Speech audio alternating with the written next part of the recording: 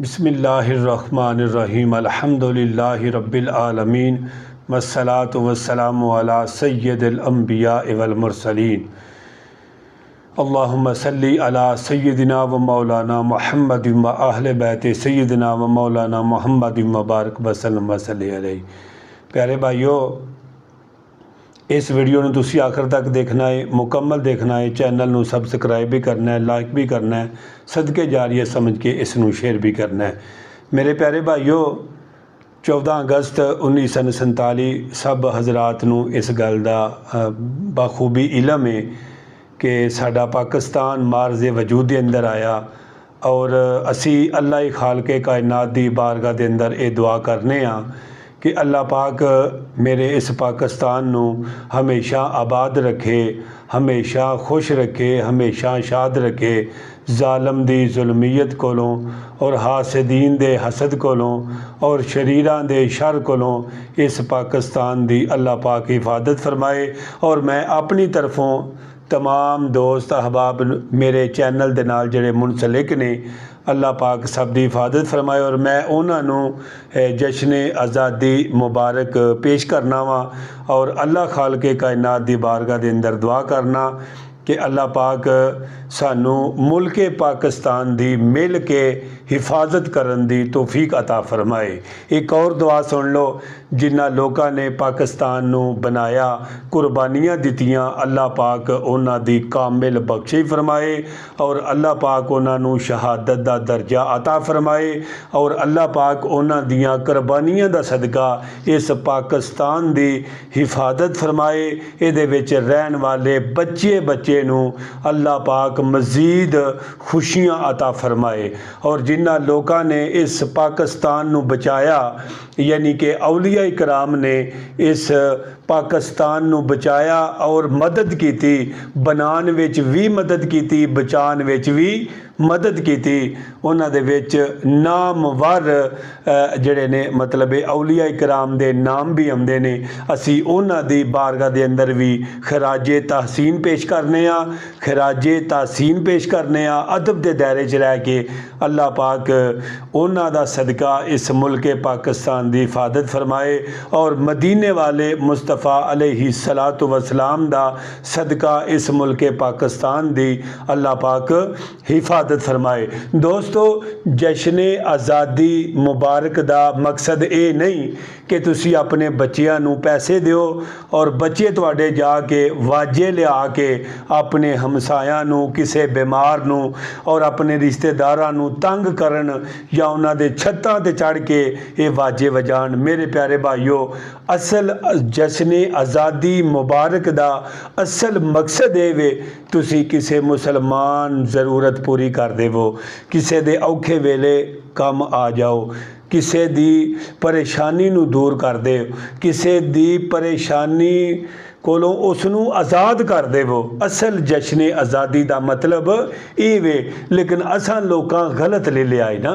असी जेड़ियां अहदीस अल्लाह दे नबी सल्लल्लाहु तआला अलैहि वसल्लम ने इरशाद फरमाइया ने, मेरे आका अलैहिस्सलातु वस्सलाम दा फरमान है, जेड़ा मुसलमान भाई दा शुक्र अदा नहीं करदा वो अल्लाह दी ज़ात दा भी शुक्र अदा कर सकदा नहीं। लिहाजा अगर तुसी कुछ ना कुछ किसी नू खुशियां अता कर सकते हो, असल जश्न आज़ादी मुबारक ए चीज़ है, किसी की ज़रूरत पूरी कर दो, किसी गरीब यतीम के सिर ते हथ रख दो, उन्होंने हौसला दे दो, किसी दी अगर दुनिया तो कोई चला गया है उहदी जाके खैर खाई करो, उन्होंने हौसला फजाई दे दो, उन्होंने खुशियाँ दे दो।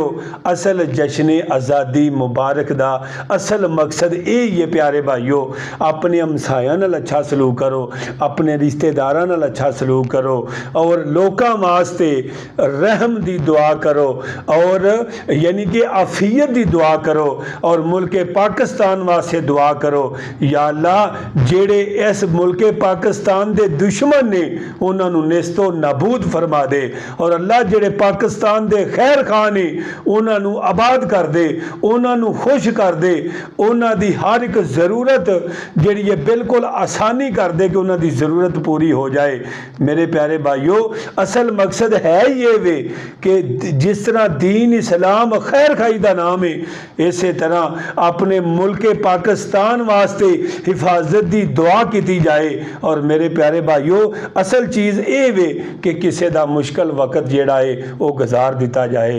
यानी कि पाकिस्तान किस नां ते बनिया सी, यानी कि पाकिस्तान का मतलब क्या, ला इलाहा इल्लल्लाह, और दस्तूर रियासत क्या होगा, मुहम्मदुर रसूलुल्लाह। पाकिस्तान का असल मकसद ही है वे अल्लाह की वहदानियत कायम रह जाए, और ਇਹਦਾ असल मकसद है वे मुहम्मदुर रसूलुल्लाह। ਇਹਦੇ ਵਿੱਚ ਜਿਹੜੀ रियासत चलेगी, ਇਹਦੇ ਵਿੱਚ ਜਿਹੜੀ पैरोकारी चलेगी, और मदीने वाले मुस्तफ़ा दा दीन तखत आएगा। मेरे प्यारे भाइयों, जश्न आज़ादी मुबारक का असल मकसद है ये वे असी सानू भुल लग गई, असी गलत पासे चलना शुरू कर दिता। मेरे प्यारे भाइयों, असल आज़ादी का मकसद ही वे अल्लाह ते अल्लाह दे रसूल दे हुक्मां नू पूरा किया जाए। जदों कोई कौम भी अल्लाह ते अल्लाह दे रसूल नाल हकीकी मुहब्बत कर दी है, अल्लाह उन्हां लोकां दे दिलां विच ईमान दा जज्बा पैदा कर दिंदा है, और ईमान दे जज्बे दे नाल ओ मुल्क पाकिस्तान नू बचाने की भी कोशिश करते हैं, और आज़ाद रखन की भी कोशिश करते हैं। और देखो, और सानू इस चीज़ का इलम ही नहीं कि असल जश्न आज़ादी मुबारक जदों पहले सी, जदों आज़ाद होया सी, उदों महीना केड़ा सी, तारीख केड़ी सी। अल्लाह दे बंदिओ, माह रमज़ान मुबारक दा पाक महीना सी, और 27 दा पाक दिन सी, रोज़ियां दा 27 दा पाक दिन सी। और मेरे दोस्तों, 27 के दिन च की हुंदा है, दुआवां हुंदियां ने अल्लाह दी बारगाह दे अंदर, अपने गुनाहां दी माफ़ी मंगी जाती है, तमाम मुल्क पाकिस्तान वास्ते हिफाजत की दुआ की जाती है। और वो खुश नसीब लोग ने कि जेड़े किसी वास्ते भी रहमत की दुआ मंगते हैं, और उन्होंने वास्ते तो खुद ब खुद होना ही होनी है रहमत। ठीक है ना, आंदे ने कर भला हो भला, अंध भले दा भला, जो किसी के लिए भले की दुआ करता है, और अल्लाह की तरफों उहदे वाल खुद बेखुद ही भला हो जाता है। मेरे दोस्तों, पाकिस्तान वो मुल्क पाकिस्तान है कि जिस दे अंदर इतनी बरकत है, और ये जड़े सदर ने जड़े इन्हां दे यानी कि पैरोकार मनन वाले ने, वो जेड़े इन्हां दे सदर बने ने, वो मुल्क पाकिस्तान नू लुट लुट के खा रहे ने। लोकां वाल इन्ने को ज्यादा बिल घालदे ने पे, लोग बिल उतारन वास्ते बड़े परेशान ने, अपने खाने वास्ते बड़े परेशान ने, अपनी रोजी वास्ते बड़े परेशान ने। बेशक वहदहू ला शरीक वल्लाहु खैरुर राज़िकीन है, उसने बड़ा सोना रिज़्क देना है। लेकिन दोस्तों, इतनी बरकत है, मुल्क पाकिस्तान दे जेड़े सदर ने वो इनू खाई जा रहे ने, लेकिन फिर भी बरकत खत्म नहीं हो रही। तो दोस्तों, मैं फिर ये अपना अपील करना वा, मेरे प्यारे भाइयों, ये मुल्क पाकिस्तान दे वफादार हो जाओ। और जेड़े उतली सीट ते ने, जेड़े मुल्क पाकिस्तान नू चला रहे ने, मैं उन्हां अगे भी गुजारिश करना वा, इन्हां गरीबां नाल प्यार करो। इन्हां गरीबां नाल मेरे आका ने प्यार किया है, मेरे खुदा ने प्यार किया है। अमीर बंदे नालों गरीब बंदा 500 साल पहले जन्नत जाएगा। ओदी वजह की है? ओदी वजह इको ही है मेरे प्यारे भाइयों, हाला ओदा कसूर ते नहीं ना। अमीर गरीब किन्ने बनाया है? उस खालिक कायनात ने बनाया है। तुसी गरीबां नाल प्यार करो, करो मेहरबानी, तुम अहले ज़मीन पर खुदा खुश होगा, अरशे बरी पर। मुल्क पाकिस्तान दी अल्लाह पाक हिफाजत फरमाए। और आज 14 अगस्त 1947 यानी कि 14 अगस्त है, इस दी खुशी दे अंदर तुसी किसी ना किसी नू खुशी अता करदे हो, समझ लवो कि तुहाडे वालों जश्न आज़ादी मुबारक मिल गई है लोगों नू। अल्लाह पाक मेरी और तुहाडी हिफाजत फरमाए। अस्सलामु अलैकुम व रहमतुल्लाहि व बरकातुहू व मगफिरतुहू। पाकिस्तान जिंदाबाद, पाइंदाबाद, हमेशा जिंदाबाद, हमेशा पाइंदाबाद। हमारी शान, हमारी जान, हमारी आन, पाकिस्तान जिंदाबाद, पाकिस्तान जिंदाबाद।